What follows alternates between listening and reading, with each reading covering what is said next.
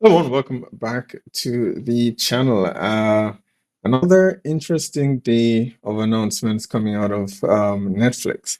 Following I suppose, the success of their first season of One Piece and the season two, which I believe has now dropped. The same studio behind the One Piece adaptations have now announced that they will be taking on Samurai Champloo. Yeah, I'm sure we all remember, the disaster after disaster that has come out of Netflix for these anime adaptations from Death Note to, you know, Cowboy Bebop, which is from the same creator, Shinichirō Watanabe.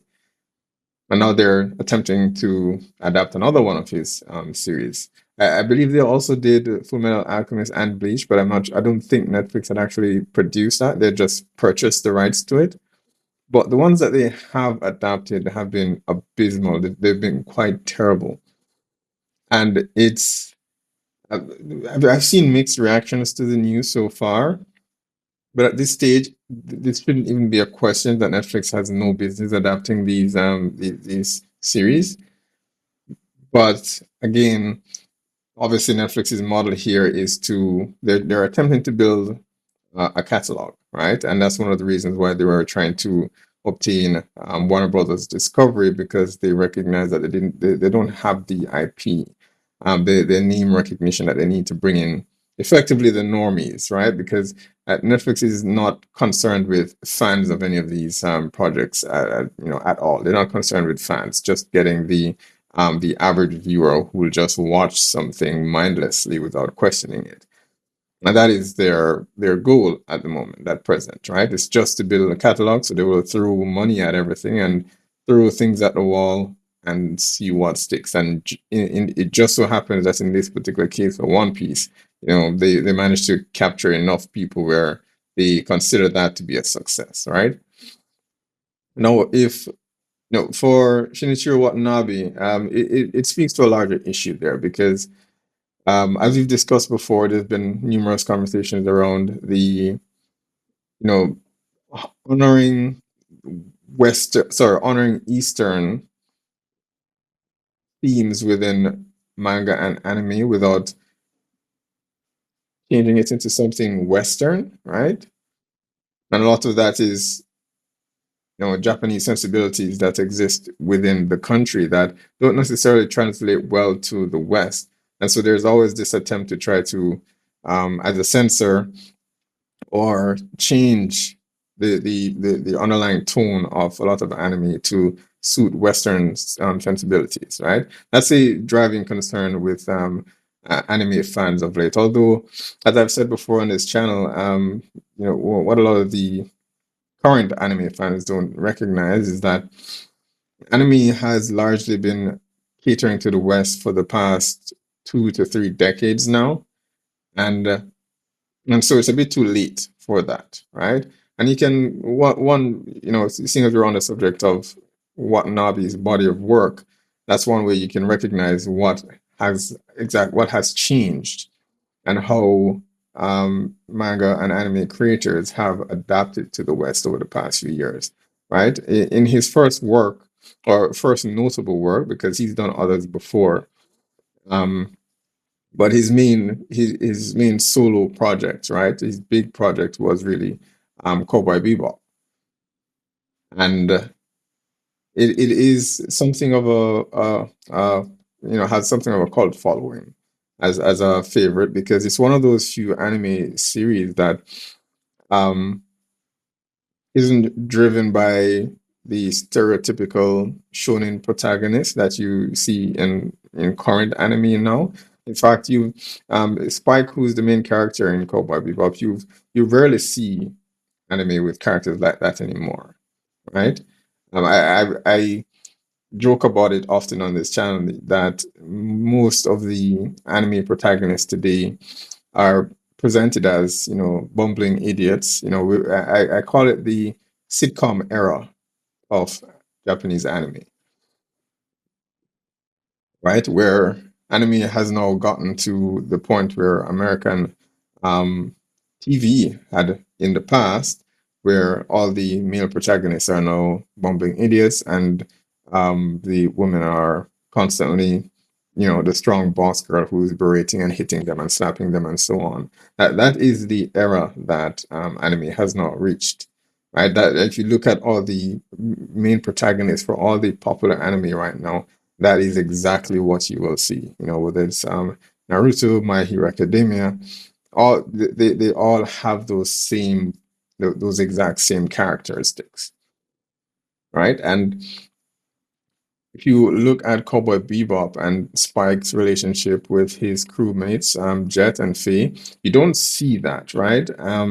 And it's interesting to see how far anime has really devolved from what they once represented, which were these strong, honorable, stoic characters, to the almost comical characters that you see embodied in so many anime today.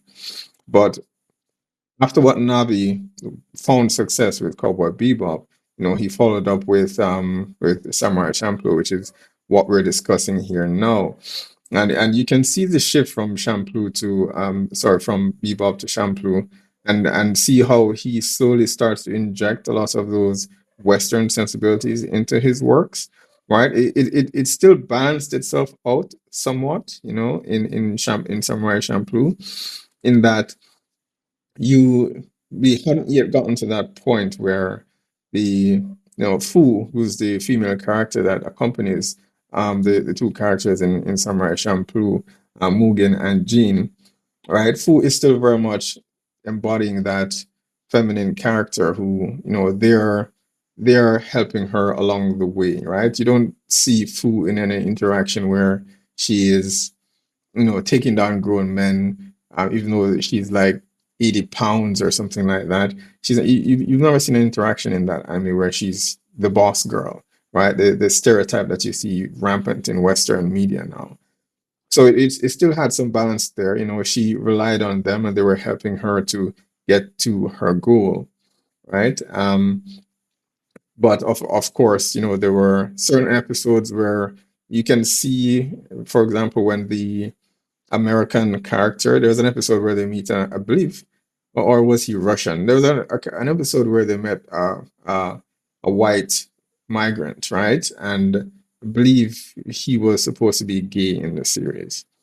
And then there's the baseball episode, and so there are a few episodes where you can slowly see the Western values being injected into the series, right? And I believe at one point, uh, Mugen came across this woman who was undercover.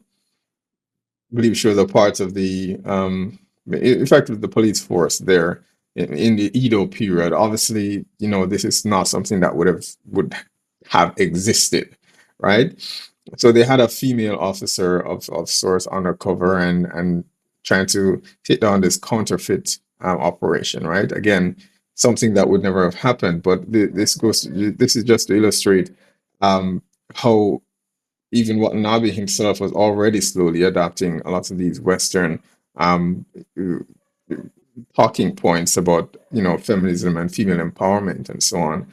Uh, there was that episode where Mugen, well, not Mugen, Jean met this woman who, she was in a, a relationship. Well, she was married, and their relationship was effectively strained because her husband had a gambling habit and so on, and she was forced to go to a brothel. So you went through this entire episode with with him trying to save her, and of course, they talked up this how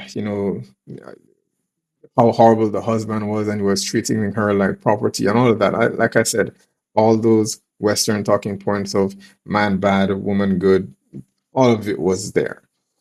And then toward the end of the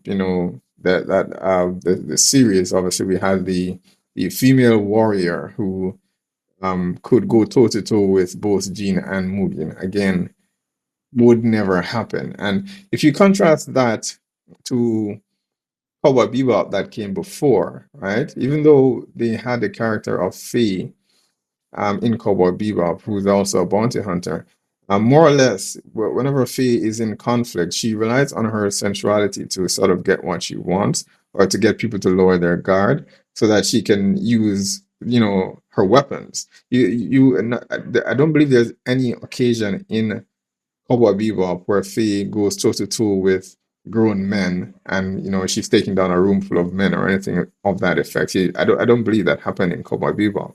But then you jump forward to Champloo, and then you're seeing all of that happening. So after he completed Champloo, I believe he did what was their name? So there was a series that he did with two women, Carol and Tuesday, I believe the name was. Um and so he immediately jumps again to the female empowerment of series that he needed to basically to effectively show the Western producers that he's on board with what the new norm is in terms of this narrative that needs to be pushed for female empowerment. So that was his immediate follow up to Shampoo. It was Carol and Tuesday following these two women.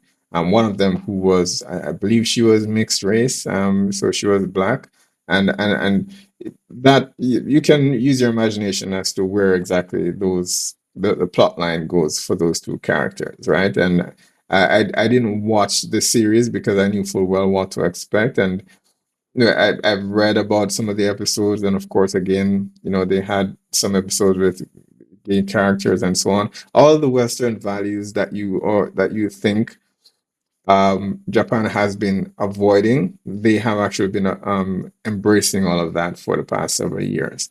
And I believe his most recent work now, Watanabe's most recent work is called Lazarus, which is it takes place in modern times. But again, look, if you follow the trajectory of his work from Champloo from Cowboy Bebop to Champloo to Carol and Tuesday to Lazarus, you can see that shift from the values that the Japanese manga and anime characters used to embody, right? Which is having strong male lead characters and supporting cast in some of the female character roles.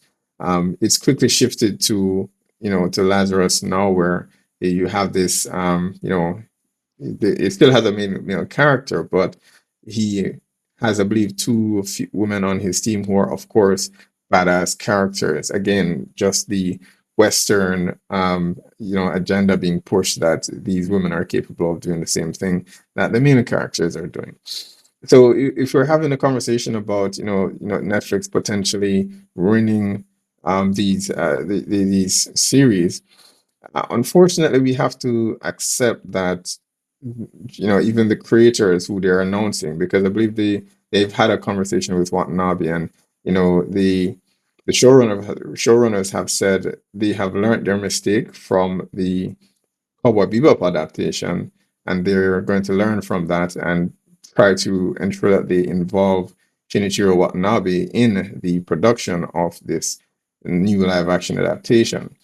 But I'm just saying here now that it doesn't matter that he's involved, because he has for years been, catering to Western sensibilities, and abandoning what he had created before in Cowboy Bebop. So I fully expect that we will see a recurrence of what happened with Cowboy Bebop, where they would censor Faye's outfit. They sort of butchered Jet's storyline. I personally didn't have a problem with with Jet being black. I didn't think that mattered, but they completely changed his storyline, gave him a daughter, and I'm not sure why there's always this need whenever there's a black character in a lot of these anime, that they need to be some kind of stereotype, right? And that always rubs me the wrong way. And that was one of the issues with Jed's character there, aside from giving him a daughter, which removes his previous storyline in the series. But they had to have him dressed in these outfits that just didn't really feel like the character at all, as it was going for a black sort of hip hop casual outfit look. It was just really terrible. It was absolutely terrible. Right? So uh with that, I fully expect them to do something similar with Samurai Champloo, and butcher that story as well. And again, as I said, I think Watanabe will himself agree to a lot of this because he has for years been sort of pandering to the West and what they need or ask to be injected into his stories. So I don't, I'm not at all looking forward to this. I think this is just going to be more of the same from Netflix. Watanabe will not push back against what they ask or demand that he inject into his series. He will just go along with it, right? So I think we can prepare ourselves. They, I suspect this is going to be a situation where Fu becomes this, and we've discussed it a few times, this trend in Hollywood now where all these female characters who, you've seen it with Princess Peach in Mario, right? If you watch that first film, that first Mario film, they essentially changed it where at no point in that film was Mario allowed to save Princess Peach because the new rhetoric is now that the women are capable of saving themselves, right? So you if you watch the film, you'll see that that is a recurring theme. If you watch Tron Legacy or the recent Tron film, you'll see that happen there as well, where the woman is not allowed to be saved by the man. The recent Predator movie that came out, the same thing happened there as well. She was not, they did not allow the Predator to save the woman. She had to save herself just before he got there. You'll see it in kids' content like Lady and the Tramp, live action adaptation that Disney released.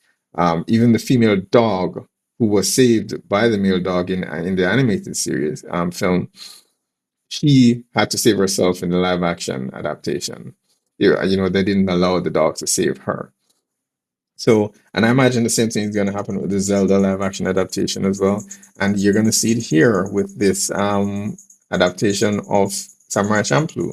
Because one of the recurring things that happens in this series is Mugen and Jean having to save Fu, right? And again, this is the typical coming of age story of the hero and the damsel that Netflix and a lot of these people in Hollywood are trying to circumvent and try to remove, right? Because it's now seen as somehow archaic for a man to save a woman, right? So they're going to try to change that and make Fu into some sort of boss girl because she can't be helped by these men. They will change that story. I'm not sure if they will, go down the road of making her, gay or something like that because the series didn't really, she was really young in the series, so it mentioned, crushes that she might have on one or the other character, but never really went in that direction, and I was fine with that because I think their relationship was just more entertaining without it becoming something romantic, right? So that was fine. But I am fairly sure they will do their best to try to inject some modern sensibility into it or Western sensibility into it in terms of making her the girl boss or having some sort of bisexual or gay relationship because we know what Netflix's agenda is when it comes to these characters, and so no one should really be surprised there. So when it comes to this news, the fans who are concerned, I mean, I understand it, but again, as I've said, we need to recognize that this is something that has been in the making for a while with not just Shinichirō Watanabe, but essentially all the anime and manga creators over the past 2 decades. They've all been capitulating to the West and effectively mismanaging or changing and altering these characters to be more representative of Western values versus Eastern values, right? The the last time, as I've said, that you've gotten a truly stoic anime character is probably from the 90s. I don't you don't get many of those anymore. And I'm talking about protagonists, right? You don't get much of those anymore. And in Watanabe's library, most likely, I would say Spike is probably the last one to do it.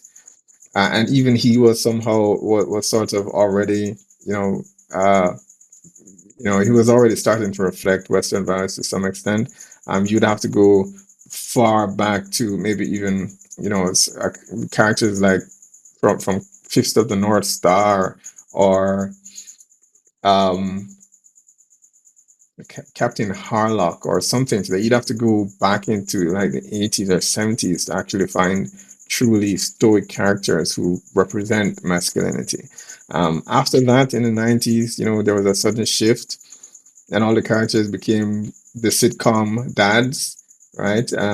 They changed Goku from in Dragon Ball. By the time we get to Dragon Ball Z, he became this goofy, deadbeat dad character, and they even changed Goku's in the dubbed. They actually changed a lot of Goku's dialogue to make him more Western, right?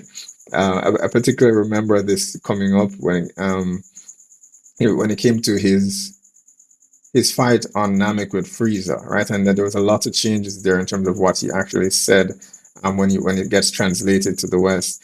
It's interesting to see that in the last few years we've seen people catch on to this when for Western syndication and how much is actually being changed when the language is being translated to English, right? And how a lot of these voice actors and actresses have just bastardized the character, or these translators have bastardized the characters. So as people expose more of this to see the changes and the censorship that is happening with a lot of anime, they're they're in for quite a surprise when they recognize that this is not this has become the norm for the past several years, right? And so for these live action adaptations, I don't have a whole lot of hope.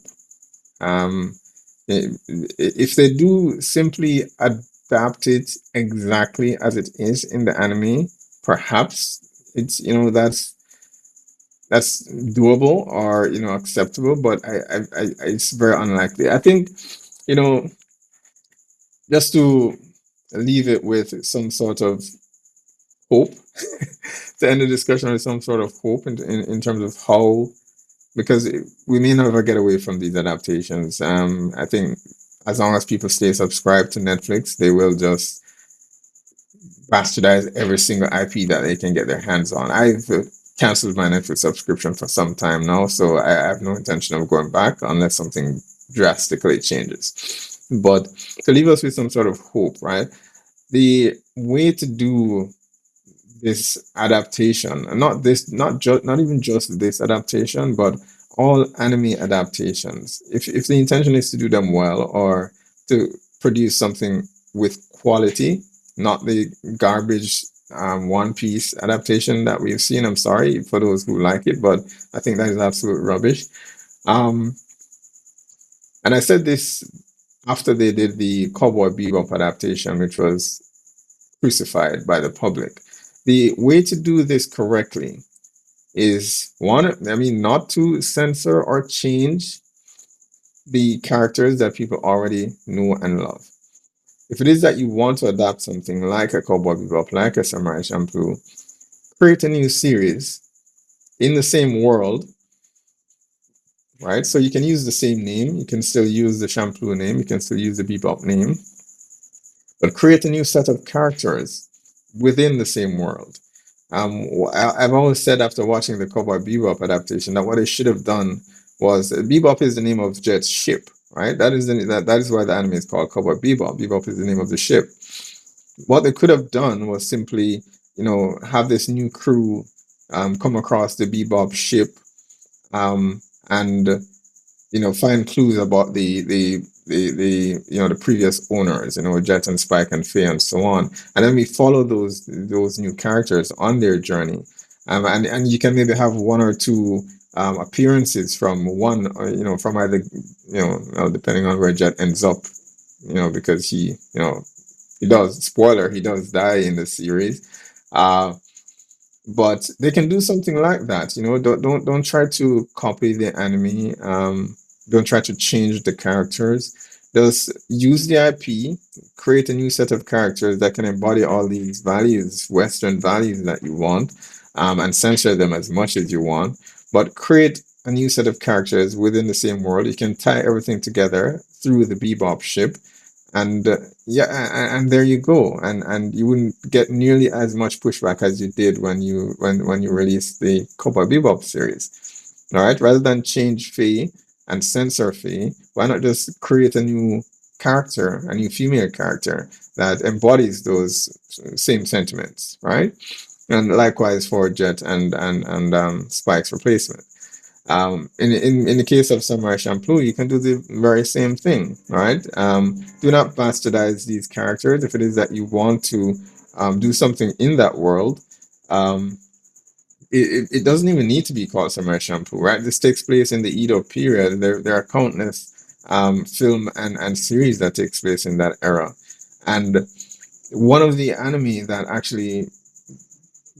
adaptations that have actually been done very well within the same Edo period is Rurouni Kenshin, right? Obviously, this was not done by Netflix or a Western audience, and this goes to show the difference between Western and Eastern philosophy here, because the Rurouni Kenshin anime adaptation, the live action adaptation, was done extremely well, and they made several changes to the adaptation, right? They made a lot of changes I suppose, to ensure that the story flowed a lot better.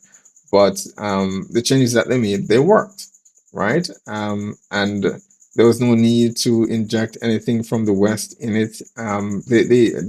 Whenever someone asks how to adapt a live action anime, that is my first point of reference.